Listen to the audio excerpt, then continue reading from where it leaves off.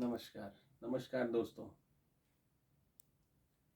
आज हम अपनी पहली कक्षा 9th क्लास में जो क्षितिज है किताब, उस किताब के का जो काव्य खंड है, उस काव्य खंड के कबीर की साखियां और शबद से शुरू करेंगे। जहाँ तक कबीर की बात है, कबीर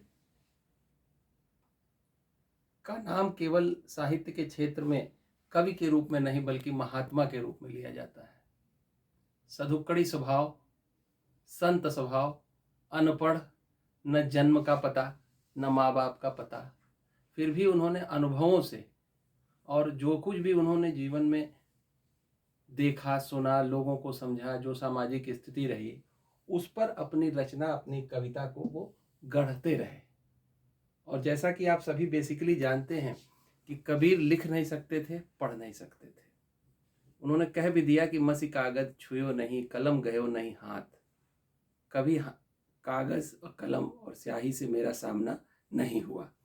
फिर भी उनकी वाणी और उनका जो शिष्यों के बीच उनकी लोकप्रियता रही। समाज में आज भी कबीर क्यों प्रासंगिक हैं?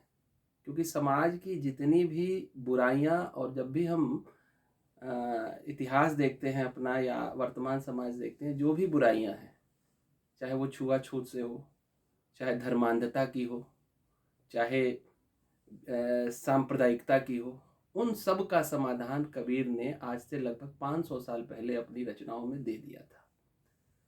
सारी रचनाएं बीजक नामक ग्रंथ में संकलित हैं। कबीर ग्रंथावली में उनकी जितनी भी साखियां या शब्द जो भी है वो मिल जाता है। पहली कविता 9th क्लास के विद्यार्थियों के लिए जो संकलित है साखियां के बाद, वो है शबद। शबद की पहली पंक्ति है, उस पर ध्यान दें आप सभी।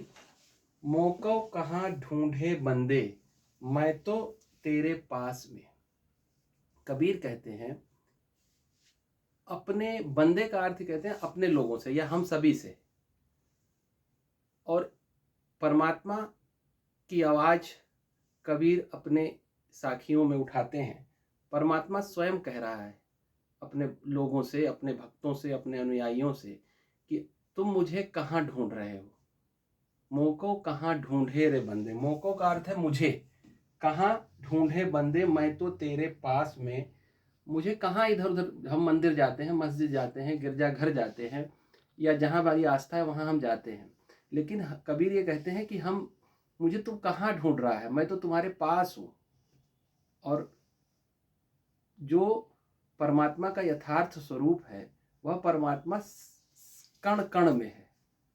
चाहे वो जीव हो, सजीव हो, कोई भी जीव हो, निर्जीव हो, सजीव हो, सब में परमात्मा व्याप्त है। वही कबीर कह रहे हैं कि मुझे कहाँ ढूंढ रहा है, मैं तो तेरे पास में। ना मैं देवल, ना तो मैं देवालय में हूँ, ना तो मैं मंदिर में हूँ, और ना मैं मस्जिद में हूँ, और ना किसी काबे में जहाँ पे आप जाते हैं हज करने, या इस्लाम को मानने वाले जाते हैं हज यात्रा पे जाते हैं, काबे पे अपने मत्था टेकते हैं, और ना ही कैलाश मैं वहाँ बसता हूँ। मैं तो कण कण में, तुझ में भी हूँ, मुझे तू कहीं भी पा सकता है, बस पाने की इच्छा सही होनी, सच्ची होनी चाहिए। जितने प्रकार के कर्मकांड मुझे पाने के लिए किया जाता है, या लोग मुझे तलाशते रहते हैं, मंदिरों में जा करके तरह तरह के कर्मकांड करते हैं, या घरों में भी तरह तरह के कर्मकांड करते हैं, तमाम हठ साधना करते हैं, योग साधना करते हैं, अपनी गृहस्थ जीवन में जो भी हमारी जिम्मेदारियां हो उसको त्याग करके वैराग्य धारण करते हैं। वैराग का अर्थ वैराग्य से है। तो ना मैं किसी प्रकार के कर्मकांड में नहीं हूँ, ना तो किसी कर्मकांड को करने से मेरी प्राप्ति होती है, न किसी योग साधना से मेरी प्राप्ति होती है, और न ही वैराग्य अपनाने से मेरी प्राप्ति होती है। पहली लाइन से फिर पकड़ेंगे, मैं तो तेरे पास हूँ। पहली लाइन से फिर देखेंगे, बार बार वो कहते हैं कि मैं तो तेरे पास हूँ। किसी प्रकार की क्रियाविधि, किसी प्रकार के कर्म की अपेक्षा मैं नहीं करता हूँ। यदि मुझ में सच्ची श्रद्धा है, सच्चा विश्वास है, सच्ची आस्था है, तो मैं तुम्हारे पास हूँ। खोजी हो तो तुरंत मिलियो, और जो खोजने वाला हो, खोजी, जो वास्तव में मुझे पाना चाहता हो, वो मुझे तुरंत पा सकता है, पल भर की तलाश में। बिल्कुल आपको निमिष मात्र समय भी नहीं लगेगा, आप मुझे कहीं भी प्राप्त कर सकते हैं। परमात्मा ये स्वयं परमात्मा की जो इच्छा है, परमात्मा की जो अपेक्षा है भक्त से, वह कबीर स्वयं अपनी वाणी से अपने भक्तों को बता रहे हैं और भक्त आकर के समाज में बता रहे हैं। कहे कबीर सुनो भाई साधो, सब श्वासों की श्वास में। कहे कबीर सुनो भाई, जितने भी लोग प्राणी सांस ले रहे हैं, वो चाहे मनुष्य हो या पशु पक्षी हो, वनस्पतियां हो, सबकी श्वासों में, सब में मैं विद्यमान हूँ। मुझे इधर उधर तलाशने की जरूरत नहीं है।